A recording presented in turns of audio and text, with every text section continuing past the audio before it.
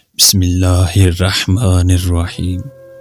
میری ماں لوبیا بہت شوق سے بناتی تھی، مگر پکانے سے پہلے ان کو صاف کرتی اور گندے اور خراب دانوں کو پیچھے صحن میں پھینک دیتی تھی۔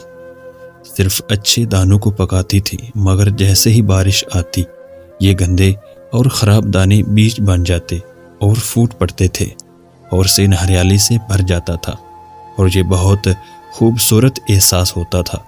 کس قدر دلچسپ بات ہے کہ وہی انسان جس نے ان کو خراب جان کر پھینکا ہوتا وہ ان کو دیکھ کر خوش ہو جاتا اور ان کی دیکھ بھال کے بعد ان کا خوب فائدہ اٹھاتا۔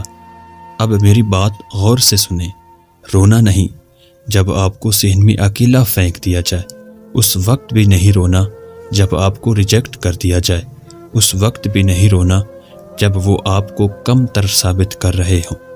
کوئی بوجھ سمجھے، کوئی بہت گیا گزرا جانے، بھلے سے کوئی احساس دلائے کہ یہ ماضی کی غلطیوں کا بھگتان ہے۔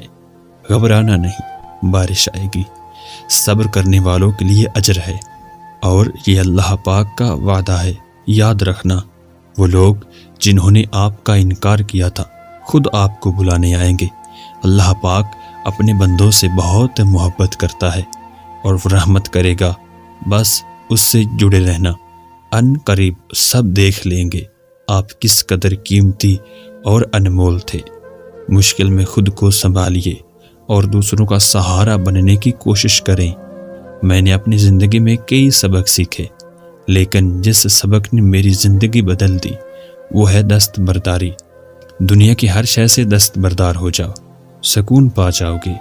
یہ بات تو طے ہے کہ مجھ میں بھی یہ چیز اس سطح پر موجود نہیں ہے، لیکن جب کسی شے سے دستبرداری ہوئی، سکون مل گیا۔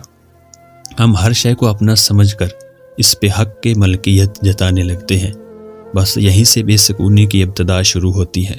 ہم تو خود اپنے بھی نہیں، کوئی شے ہماری ملکیت کیسے ہو سکتی ہے؟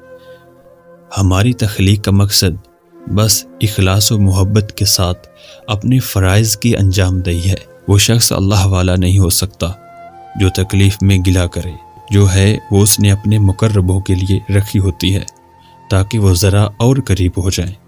بات تعلق کی ہے، اور تعلق میں ستم اور کرم ایک ہی شے ہے۔ حضرت واصف علی واصف رحمۃ اللہ علیہ۔ زندگی وہاں سے شروع ہوتی ہے جہاں ہم سوچتے ہیں کہ اب غم زندگی کا حصہ ہے، اور زندگی وہاں ختم ہوتی ہے جہاں ہم سوچتے ہیں کہ اب ان غموں کے ساتھ ہی جینا ہے، اور آخر میں ہم زندگی تب جیتتے ہیں جب یہ جان جاتے ہیں کہ اللہ کے سوا کوئی اپنا نہیں، اور پھر کوئی ہمارا برا چاہے یا ہمیں برا سمجھے، کوئی فرق نہیں پڑتا ہے۔